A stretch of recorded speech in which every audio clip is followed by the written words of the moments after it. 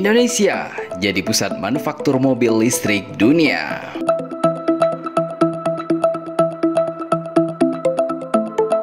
Beragam perusahaan otomotif dunia, seperti perusahaan mobil listrik asal China, termasuk Wuling Motors, siap untuk lebih banyak berinvestasi di pasar Indonesia melalui pengembangan mobil energi terbarukan. Menurut Han Dehong, Wakil Manajer Umum PT SGMW Motor Indonesia, pemerintah Indonesia sedang mendorong Indonesia menjadi peserta penting dalam memajukan industri mobil energi baru terbarukan dunia. Selain itu, Indonesia juga telah menetapkan pengembangan industri mobil energi baru terbarukan sebagai salah satu bidang prioritas dengan menerbitkan sejumlah kebijakan pendukung.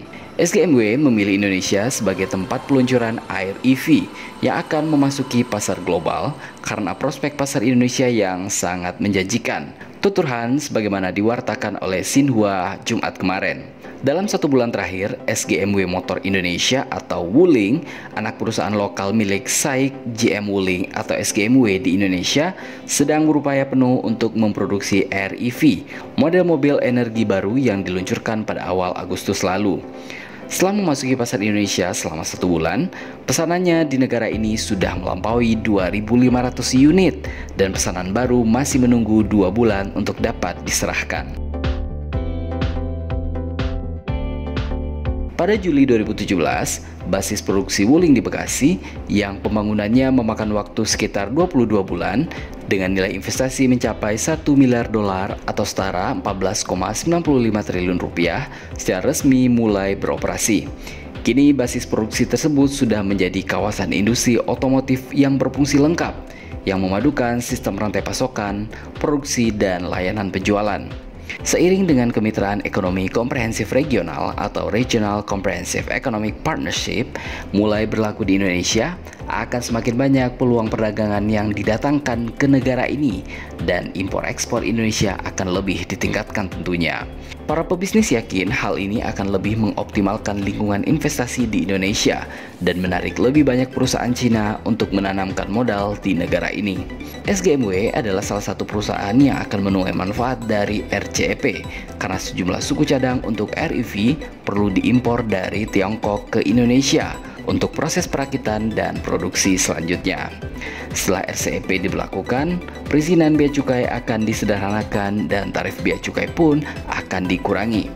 Dan SGMW akan memperluas investasinya dan kapasitas produksinya di Indonesia pada waktu yang tepat berdasarkan situasi pasar lokal. SGMW sendiri bukan satu-satunya perusahaan Tiongkok yang berencana memperluas investasi di Indonesia. PT Kawasan Industri Terpadu Indonesia Cina yang terletak di pusat koridor ekonomi Jakarta Bandung dan program tahap pertamanya yang mencakup luas area 205 hektar telah beroperasi lancar. Kawasan industri ini dikelola oleh Guangxi State Farm Group Co Ltd yang tengah menjalankan proses untuk mendapatkan perizinan perluasan tahap kedua yang mencakup lahan seluas 300 hektar. Sejauh ini, Guangxi State menguncurkan dana sekitar 1,437 miliar yuan untuk pembangunan kawasan industri tersebut, dan kawasan itu telah berhasil menarik lebih dari 50 perusahaan untuk beroperasi di area tersebut. Cina dan Indonesia memiliki pasar konsumsi yang sangat besar. Berlakunya RCEP dan pembangunan kawasan industri tahap kedua akan berarti peningkatan penting bagi PT Kawasan Industri Terpadu Indonesia Cina. Proyek itu akan berupaya membangun platform baru bagi perusahaan mancanegara yang ingin memasuki pasar Indonesia. Begitu yang disampaikan oleh Huang Yonghua, Wakil Manajer Umum Guangxi State. Pada akhir tahun ini, Silk Road Fund yang didanai bersama oleh valuta asing China, China Investment Corporation, Bank Impor-Ekspor China, dan China Development Bank menandatangani sebuah perjanjian kerangka investasi dengan Badan Koordinasi Penanaman Modal atau BKPM Indonesia dan menjalin kemitraan strategis yang saling menguntungkan dalam jangka panjang.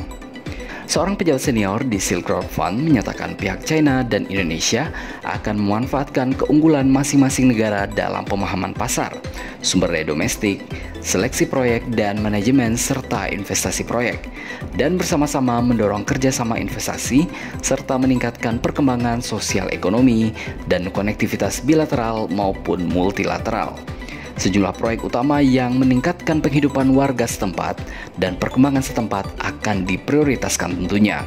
Si crowdfund berniat mengucurkan dana sebesar 20 miliar yuan atau setara 2,13 triliun rupiah atau mata uang asing yang nilainya setara untuk bekerjasama dengan BKPM demi mengembangkan peluang investasi di Indonesia yang sangat menggiurkan. Jadi, menurut Anda, kota manakah yang cocok menjadi basis pabrikan mobil listrik dunia di Indonesia?